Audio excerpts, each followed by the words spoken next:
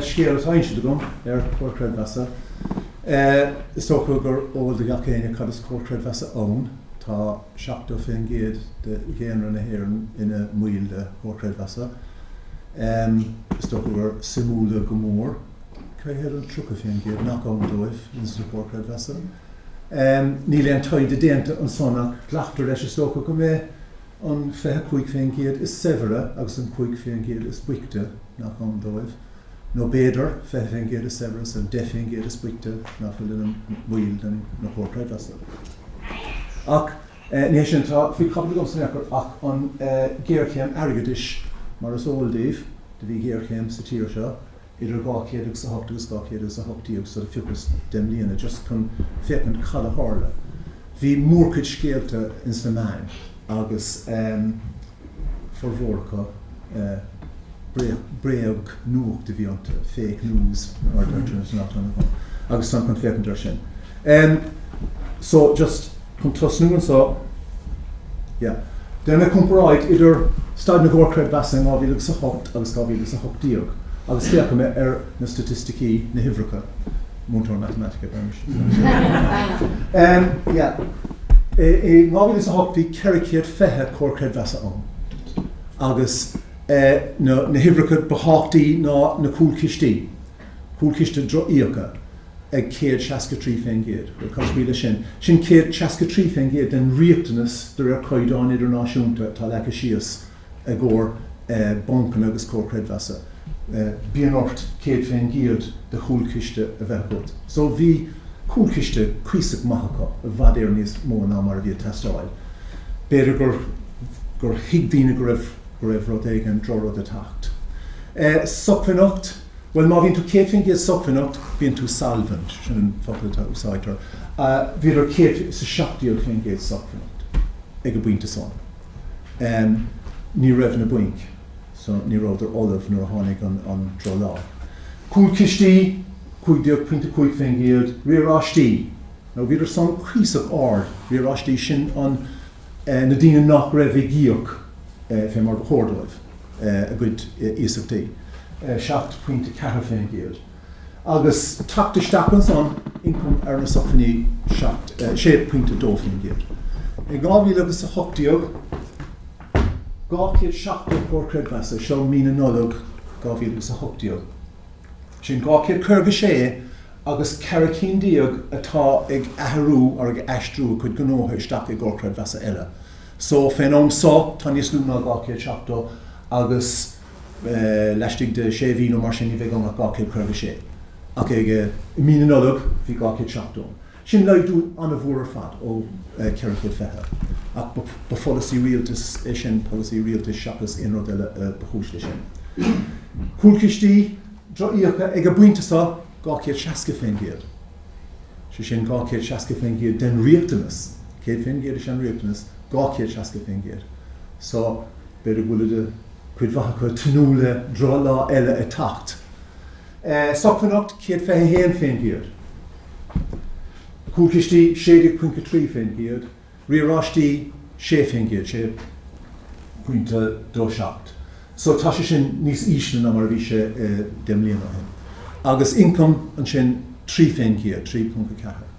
So tá titithe ar an income. Ach nuair éigeantar na himhreacha son, cinnte gúil an chorus sláin túil go maith. Sin an rud is táchtaí is féidir éiscin an son. Bhí ar sláin túil in 2008 agus tá ar sláin túil in nuamh. Cad a háir an dálín. Well, then Comharchreid. Hepper 100 géad is na buink, mar is óbhad a chách. Tás nó dína ggólinis mar bhí scar na buinca cá, anúil tú céir géad in sa seomra, tá sí tú maithí céir slóir. Seo hí na buink in éireann gur deportha, well, tá aithne go bhortha.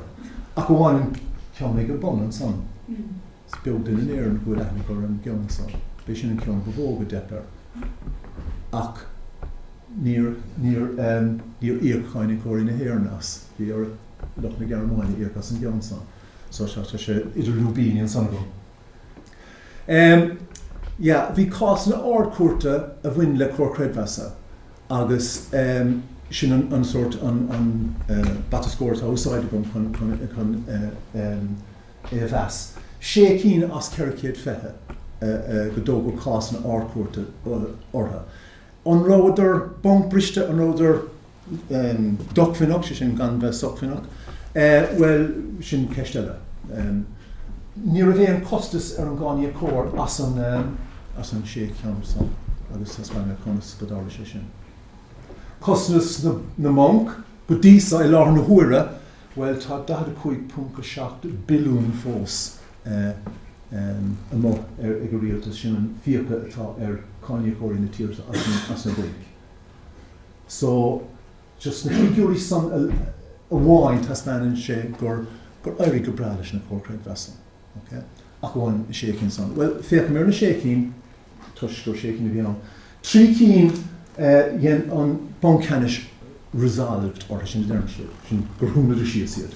Tógur a cás ácuirta chunéad a húna sias. Well, sin níos lúna aon féin géad. Trí cehrúda aon féin géad. Gumpraid a céad féin géad is na blink. Gá ceann eistrin faoi ordú ácuirta chuig Comharchreidmheasa eile. So, níor hep ortha son. In na trí cín contosig an san, chun féin rá ní ród ar bonc briste ach bhí rudí eile ar siúló. Comharchreidmheasa bháin eistrin faoi ordú ácuirta chuig bonc. Bonc nach raibh socfinach chuig an a bhí docfinach. Ach eistríodh an Comharchreidmheasa isteach sa bonc. Bin rud ach de hála se. Conas go néireann nár chosann sé pingin ar na cáinní cóirí. Well, nóir bunaíodh an CIRF, sin Credit Institutions Resolution Fund, de bhainigh an rialtas sé sin, agus de chuireadh cúntas létas na Comharchreidmheasa, so thugus é seo as cúntas ar an SPS chuaigh mac míle nua. De chuireann Airgidis 240 milliún isteach san ciste san, agus in uamh tá 268 milliún. So, dhéanann rialtas bradúsas. Tréis iad a húna sias agus iad aistrú agus an rudí san dhéanamh. So, an bradis na blink, right? Mar bhfuil dáidir sé bilún fós amó. Seo, na bonc na heb, tasún a hasbant nach iad na bonc na néir nuáin go deportha. Well, de hosna sin seo de Bear Stearns agus Lehman Brothers, Merrill Lynch an son, de heb ortha son, agus bhí san a wadéir níos a bhóna na bhainc ar fad an éireann, chuir le chéile. Ion clamháin. Hís ag bonan seo AIG an cóilt orchas before down, de hepar ag an ggéine, le ling an Géarchéim Airgidis, idirnáisiúnta. So, clár don go eile den gainsá. Ceist, cén conas a tháinig na Comharchreidmheasa sláán nuair a hepar céad féin géad is na blink. Sin íon ceist is táchtaí. Well, chun an ceist an a ragart, caitheann hálan Géarchéim. Agus an son na móna taide a chúsáidas chun an ceist a ragart. Cúntas na main, mar bu go Lord an bréag nuacht ar siúl, agus torthaí an taide sin an clár fis a go. Agus neidir fedra mé anamh leistigh do fenn denna iúcht. So caitheann hálan Géarchéim ar dúis. Well, trí Géarchéim na buinc, héal agan tíre agus na Comharchreidmheasa. Conas is féidir eiscin caitheann hála sin.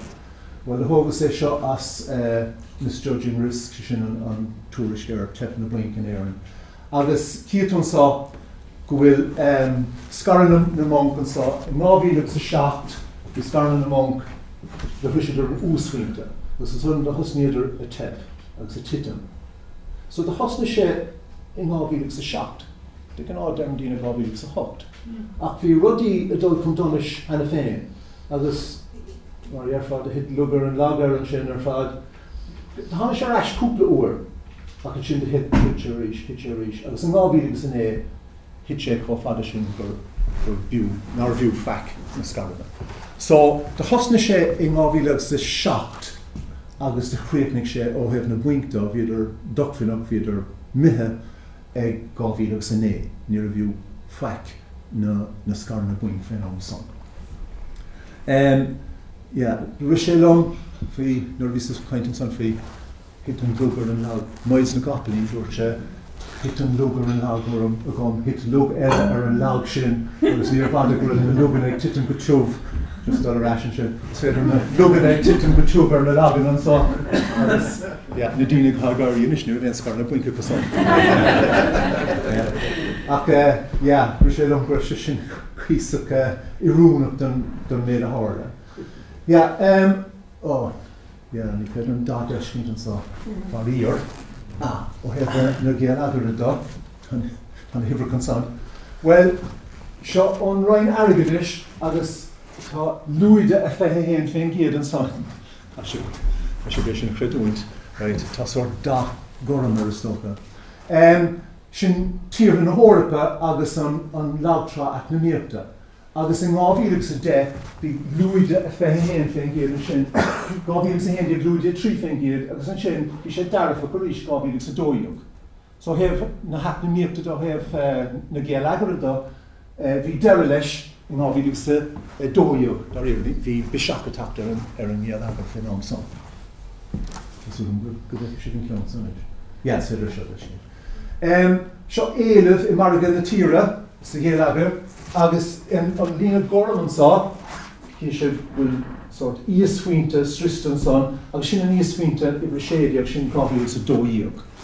Agus hosnig rudí a dul a bheos go mall, agus an sin hosnig rudí a dul a bheos go topic.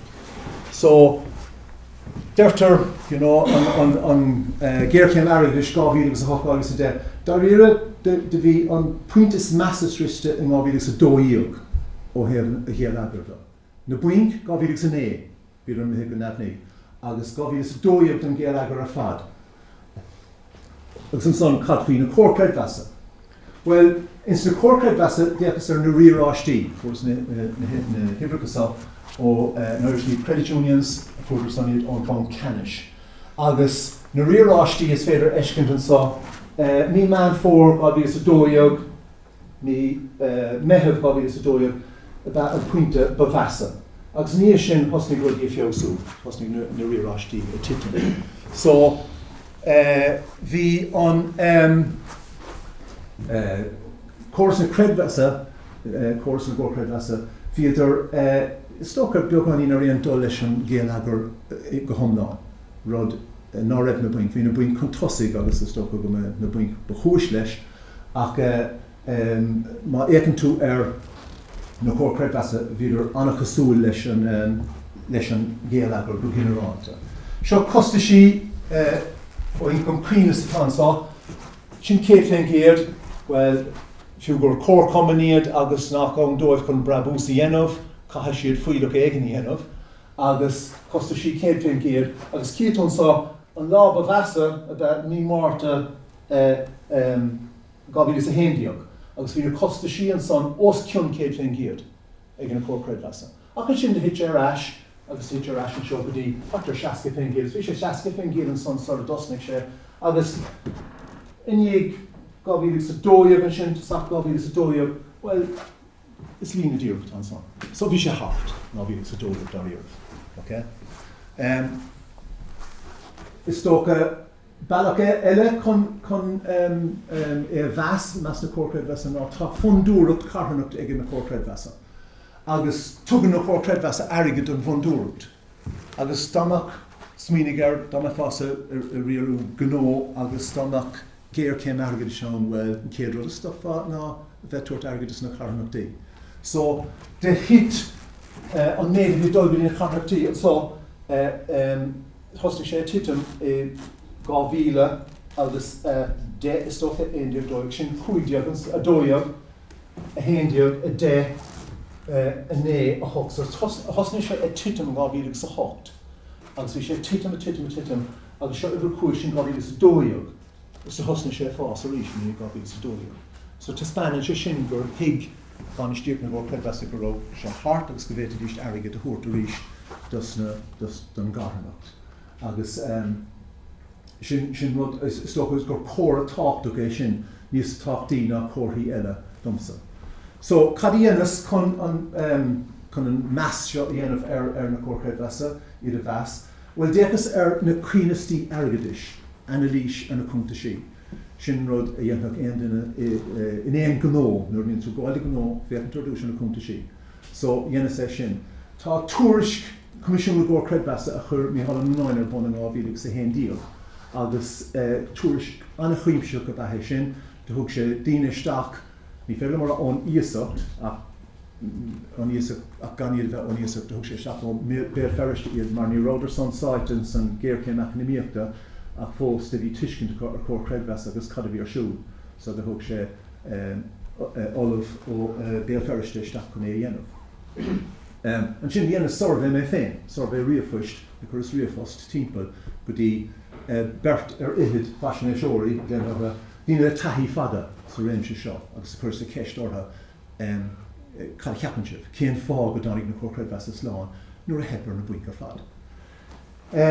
Well, in céan sin na Paris ratios a glen siad ar sin for acronym idirnáisiúnta úsáidtear chun iad a bheas.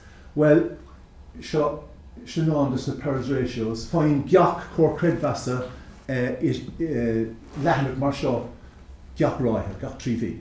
Tagann sé ón ILCU sin an agriíoch náisiúnta, agus tag na hibhreacha ón boncanis. Tá sé dachraí den léamh an san ceapas go bheh sé níos sa fosa. Agus cuma sé tá anna seo Comharchreidmheasa amháin agus cinn tú buail na hibhreacha ó Mhargadh agus i seachtaíoch an sin dá roiid tríomhí, so tá réimse bliana agus féidir ahrú gceiscint th bliana, an sin seo é an man ar óid sin poblblic na hÉireann, agus tá spruchan a hólann sa go chuideachta. So gach tríomhí fáin gach Comharchreidmheasa é seo, agus síon an bór síos agus téann siad tríosta, agus má bhíon ahrú le déanamh agus ceartú le déanamh déanann siad é. Ní raibh le héad a rud ag an buinc. Ní raibh le héad a tuairiscí áile ón boncanis. So agus de hána sé amach agus tasman níos déanaí go raibh sé seo anna háachtaach ó thaobh taxlána na Comharchreidmheasa. Cúl cistí, dúirt an boncanis go buinte amháin ná raibh na cuioinistí carta ósáidige na Comharchreidmheasa. Cé go raibh siad ósáide chuilis na blianta mór fada. So, seo na cúl cistí an lína goram an ceanna bhí ósáidige na Comharchreidmheasa agus tá thug an boncanis isteach an ceann sa, agus is féidir éiscin nach mór an difríocht táachtartha. Ach cé rud é, seo defin géir, sin an íoslúchan is go gaithú a bheith agat, ní raibh éon teora ann nuair thosaigh an Géarchéim. Agus I lár na Géarchéim a thug an boncanis isteach an íoslúch defin géir. Ach féach, ar a bhean ní rád a riamhing iarachtain defin géir, agus tá siad dul in ard an tomar fad. So, bhí na Comharchreidmheasa sucfanach an tomar fad sa bhí an Géarchéim ar siúl. Se. Nuair de chur an rialtas cólacht cúntasaíochta idirnáisiúnta, timpeall bhí na Comharchreidmheasa i 2010 chun measú a dhéanamh ortha. Agus dúirt ar son róda chun titmeasa chéile. Agus bíonn ceantas na cúisne go raibh Géarchéim ag an Comharchreidmheasa, dar leo. Tá anam luait an son, ach de hógus an píosa son as an tuairisc an comisiún.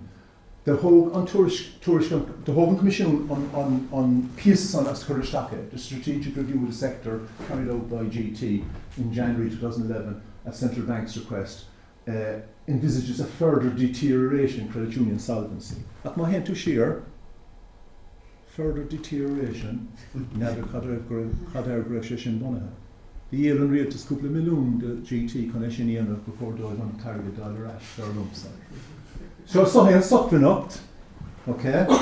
Well, further deterioration, is tócha go raibh titim áráid tríomhí an son, ach an sin bhí ceartú agus titim eile agus ceartú, bhí titim beag an son agus ceartú. An ceartúchain tá sé sin táachta, mar is gach tríomhí a dent an ceartúchain, mar is gach tríomhí a aonn siad an tuairisc leis na hibhreacha ar fada. So bhí sin an háachtaach ó thaobh cinní a dhéanamh cad in tro in a réifá. Well, is iver an ivertá sanna an man. Well, cad féin scape, beidir go raibh cuideachá a bhí dochfanach agus cuideachá a bhí anna thucmhainne gur fad agus seo an man. Smínig an fear go bhfuil nó an ban go bhfuil cosachas a tinne agus cosachas an ró tóir well ar a bhean tá an teo go bra. So cad mariolar nó beidir go bhfuil scapa ó bhúra. So nóg sé seo as túriste chuid an bon canis agus nábhíigh sa héindeag nó ná raibh an íoslóch a tastáil go leathúil. Bhí cúpla híos an seo a bhí idir sin Chuaigh sin de. So bhí cúpla áráit a bhí scatadíobh a bhí idir Chuaigh agus de féin géad socfanna. Ach an sin tugbaisteach go rial go gaithidís go leir bheith de féin géad agus seohann scapa agus tá scapa tá sé cumgú. Agus sin an man an sin I ar buí agus seo an median an spotted dialogue, just the mathematical theory, the tonsor. Mior lucht na bheog there an fós, right? Ní mór an scapa bhíanam. So is beag chomharchreidmheasa bhí driblód ar ire. Okay. Yeah, cúlchiste triocha mar agriacht vín sa chomharchreidmheasa caiisiú féchan ar seo. Rinne triocha. Is gets féad leat eiscint seo. Seo cé féin géad, ní raibh sé riamh ar acht cé féin géad. Bhí sé bhad os a cén. Tá ceartúcháin is féidir na ceartúcháin deiscint. Ceartúcháin mar féhar mar bhí na tuairiscí á áile. Thug sé seo an Irish Times, right? Seo an breag nuachs ar tháinig fake news amach an éair, bhí an Irish Times a túr gur mór chuid fake news a gháil timpeall faoin bailout. Okay? Ceist nuair is árásá dúirt den éigen, bhfuil túrach bhfuil conspiracy theory a thuirt éigen, right? Well, the furas ráit is an Mark Twain dúirte, má tá róa idir é bheith na chomharchreidmheas agus amadíocht mis go bhéna seo. Má tá sin na róa idir é bheith na chomharchreidmheas agus amadíocht sé amadíocht atá ó. They dúirte, if there's a choice between a conspiracy theory and stupidity, it's always stupidity. Anyhow, the man agus an bread note gros a kind fig. Well, dúirt to some Business Post, go gaithí look na bhuiine chomharchreidmheasa a chosint. Dúirt an examiner tá an na chomharchreidmheasa beyond fixing. Right? A réis debt is a boom of that na chomharchreidmheasa dar leis an examiner. So déit fá golóir eile fiúcha. Bhí golóir isce fé hallar siúd. Now the fiúchas an ceansa as 2009. Agus seo only féidir eile bon pardon. Okay, féidir sé le san. Na iriseoirí seo as an Sunday Tribune in 2009, déanana idir Tadhg agus de cúidir de lorigéidir faoi FOI cén stocarach de bhí ar siúl ar an Món Canis. Agus fuair amach go raibh na buinc a déanamh stocaracht seo Mhata 2009. Cuine gur an grafanis agus na lúcan in scarna mithe go neamhnaí, go faic. Agus bhí déanamh stocaracht in 2009 a rá leis an Món Canis ná bach leis na buinc tá bhí na go bra ba chóirdíobh díriú ar na chomharchreidmheasa. Agus bhí sé sin mar ceann tidal in san Sunday Tribune in Mhata 2009. Seachas na cúnta síile stocha is sort túraníocht chud is mócha.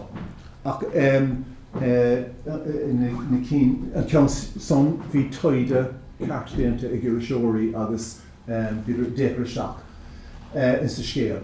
Terminally ill patients. Deir a bhóthar dus na chomharchreidmheasa. Seo cúnta eile bhí an bhí na chomharchreidmheasa dúir buail iad don Irish League of Credit Unions agus san lá tá nuamh tá 200 is a 60 chomharchreidmheasa in san Irish League of Credit Unions tá dégaí nachfuil.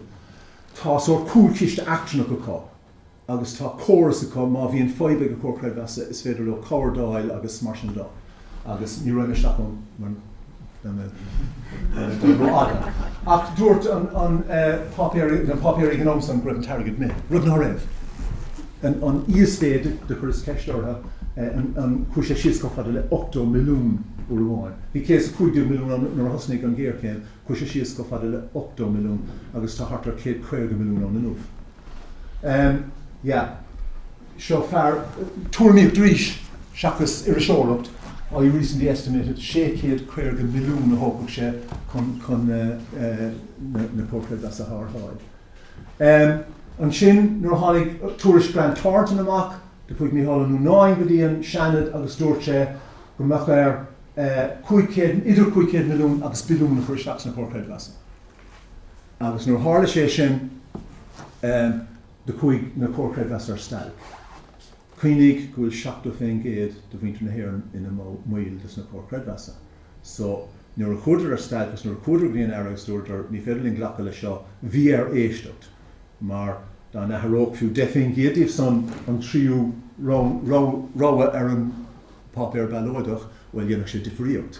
So tar éis an úcha é an chomh cúgsíochta don rialtas dógram í hála núnáin go raibh Géarchéim Airgidis dus na cócréidmheasa. Well, de bhar go raibh difríochtaí olbhúra idir na hibreacha ón món canis, sin na hibreacha Hispáine Steve, agus ráitas bhí hílí núnáid de chur óchtrán an ILCU íocail dar ire an comisiún na chur arbáin. Comáile sin tuis bhfuil na cócréidmheasa beag, ceiricéad fethe, nuair a bhí ceiricéad fethe ón bhí ceannas beagnach gach baile in Éireann, agus bhí ranna bheag. Néitadís cás cuarta thógann de gcuineh an bon canis. Ach déiteach an ILCU é agus Ionad agus de bhúdar. Agus bin an stocha an airú before a hála ag a bhainte san de hógadar cás cuarta de hasí go an bon canis gomach sé fí rún agus fé bhaig agus na scuil fí stacin ar a seoirí nach feic ach dúirt an arcú go bhaach sé bheith oscailte. Ní bhaach sé in camera ar bheirtar. Agus má tá incúnta sóran sa tuigh siad bhfuil lehéadródán agus SSAP a dóíoch. So seanna chóras, dahríoh an chóras ar fad in sin le déanaí. Agus bin é an téma an cás cuarta. Mar, well, ní raibh me seachán, mar ní ach fé so céim fá ar Airgidis na cócréidmheasa tax lán nuair hepar na buinc ar fad. Cad a ceap na dtíine ceistíoch. Well, an nó líochtaí úsáidas ná gá ceann a rithid de riamhfost, just crús amach riamhfost na agus fuair freagraí. Chuidas an freagraí beidir anna ada. Agus an son trúna ceathracha tre seachtainna de tháinig siad ar éis an mature reflection agus bhí leithnig mór a fada eile agus lean sé roiig mar sin, agus chuidir go táid fós a scríomh cún. So bhear an láháin rá áid tá sé gomnis cá mé an lí sin ar seo. Agus mar a dúirt Shakespeare chadó de tríide Barras a Chaffir, Lorug, Gránaí, Orna nó Rodégan, bhí sé ábhrín dachar. So éan uair raibh trí níos a bhó tagartí ar téama éigean de chusa stace. So an cé ceann a haisús ná rialacháin, sin regulation. De bhí rialacháin docht ar na cócréidmheasa saradánig an Géarchéim. Agus níor bhaile go leor dúirta seo rud a dúirt an bháin, níor bhaile go leor seo cloisiint a chóirigh sé ling go raibh rialathe daingean ag cócréidmheasa. Go siimplín a raibh ceadagainn na drochlaachtas bhí cotíontas na buinc úsáid. Comáile sin mór bhandagus na buinc bhí cúlcistí Mhata againn. Go bhreail na smuoinú go mimist go bragus cin enimiist an rud ceart a gánaí ach le low touch regulation ach níor bhain dá san ní lis againn. Scéal. Anamníomh an fear seo, Brendan Logue go bhreail sé clos na stocha mar bhíoh sin uirce leis na cócréidmheasa go minic. Bhí an rial tóir a bhí angus na cócréidmheasa agus luga einam níos mó ná 3 uair a chuirsa stace. Agus is minic bhí ar bhaint chun féin leis. De thug sé staach an prudential report a thug an lehanach mór son de statisticí in ag na ráthe dus na cócréidmheasa. In gáil is 3 thug sé staach. Agus bhíar na cócréidmheasa tuairis críimsle go thuirt an bon canis gach tríhí. Agus de bhar son de chuir sé amach nótaí tróir nithe a cheap sé a bheith sé bheith práineach nó bheith tábhaach ná raibh na cócréidmheasa féchantar é gart dar leis. Agus bhí mórcuid chun spóide fuair san agus de haring óg sé raach, agus níon tras uanta de haring sé raach, just chun go mbeadh plé an. Ar nó bhí aithnig i gach éine a bhí sáitin na cócréidmheasa ar Brendan Logue. Right? Má chun tú ceistar leat na monk cé bhí gceanna sortin sa bon canis, hí léon einmachán, ní lisachán, agus ní redisachán, agus ní bhéanna tan bháilecha leis nó léthe. Ag an ágéine chutar na hibreacha roiig go dtí an ILCU i ggur analís an sin tuachtar an túrisc an anlí sin dus na gComharchreidmheasa. Bhí aithne ag ifig na gComharchreidmheasa an rialtóir, agus hiag siad thuairíocht ar ceisna a bhí táchtach. Ní hólaigh a bhí meas na monk. ILCU, sin an agriíocht náisiúnta, sin na perils, chríochnaigh, tuairiscíocha, taxús aréis, thug na perils ólas crín don na gComharchreidmheasa. De bhar san bhíidir inán ahra a chur a bhain go tapig nóair beagá leis. Mar bhí ibhreacha críne a cá, agus bhí ólas críne ar cad a bhí tarlód. SPS, sin an cúlchiste chuigiiltis a bhí ag an ILCU, an External Reserve Mas féidir smíle mar sin. De chuireach an ILCU an rud an gléadís environmental scan go dtí sa gComharchreidmheasa. Seo tourist ar an ngéalagar, cad a bhí siúil, cad í an tróg raibh rudí a dul, nuair bhí an Géarchéim an go raibh rudí ag gairid dúltach agus go raibh nambach daoine cenach glúisteáin agus rudí an tuairsan. Agus íon tóla sannig na gComharchreidmheasa sara dánig sé in Somáil. Seo hen córas áracha atá ag na gComharchreidmheasa, dúirt níos luathaigh gur hepar AIG, bei sin an cólacht áiricas befór dom. Agus gacéine tú áiricas tí, áiricas glúisteáin, chuig sé suas, stocha gur bhreisiad go léir sin. Ach go bháin dus na gComharchreidmheasa, níor chuig áiricas suas néachar mar tá a cólacht chéine có, an ECCU is anamdó. Agus leis an ECCU is cólacht an nach an do chun brabús Ionad, is an do chun áiricas a bhórtas na gComharchreidmheasa bháin, agus níor chuig an costas suas, dan an costas mar bhí, agus bhór an rud é sin ar bhí costas Ionad dul suas. Pathways, luag é sin, córas a dacaisteáin na ILCU, de bhí sé ar achtáil le UCC, agus bhí sa gobar mé féin. Bhí sin le University of Ulster fe tamil agus sin National University of Ireland i lár na húra. Na cás na cuarta, luag is son, gród san táchtach, go chuir smachtar an cenis. Fuain sí airgid, bhí seo táchtach, mar bhí na bóil díris sa gComharchreidmheasa, go is mór gan a roa có, tar na roa. Bhín tíomh cásta agus muín agus fór a corman na féine, agus airgid na mól a ba fuainse an airgid ag an gComharchreidmheasa. Sé sin na rá, ní róidir a dul go dtí na Mhargadh idirnáisiúnta le airgid.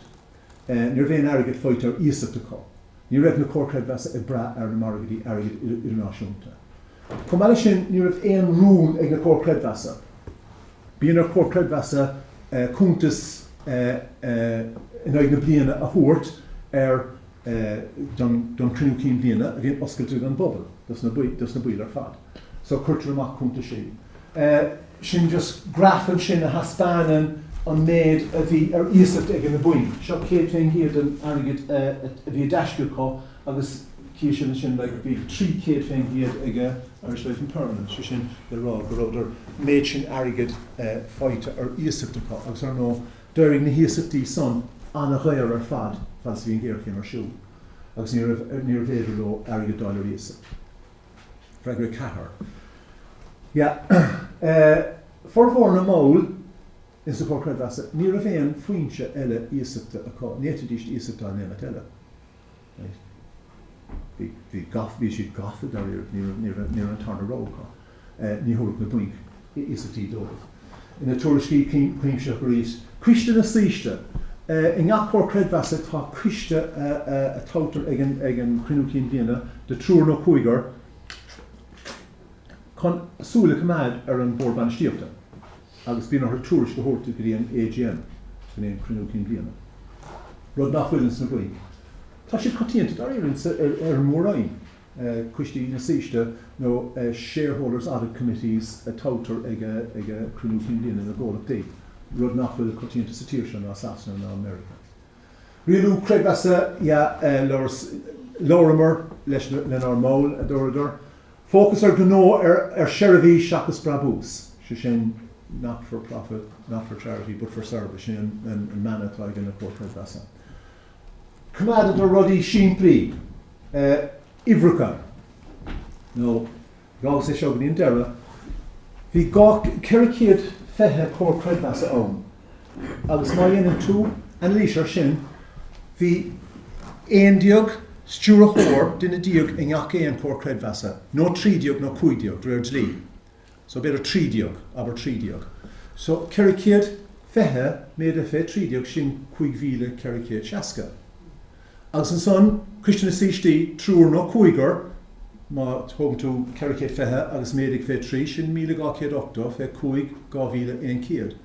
So bhí idir 6,000 agus 7,000 ifigigh tofa ón bobal ar fud na tíre I gearchéim fethe comharchreidmheasa a bhí a bhail agus a gceannas ar airgid a bobal féin. Níor a bhéon áitas na daoine san dul bhleach.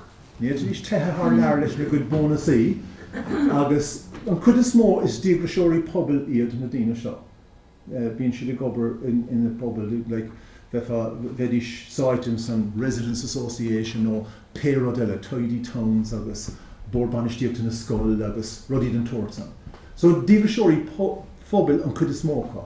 Agus mar sin bhí idir díorathe ar an gComharchreidmheasa agus an sábháil na gComharchreidmheasa. Agus in scoláras na comhalachtaí móra tá na daoine ní bhfuil sort of sweeping statement a chuid bhacha bíonn siad díorathe ar an méad airgid dhéanana siad as agus an bónus agus luach na scarranna mar bíonn scarranna bónus a áile chu. So bíonn darlumsa ní luach sin ag a trúr a luige agus dá mbeidh sé líana isteach an rud inis is stocha búring sin isteach mar idir hin mé féin ach níor líana isteach. Ja, net is ilo agus prosiach agant in níag, mar net is níor féin le dulacha, da chu tá chun orm san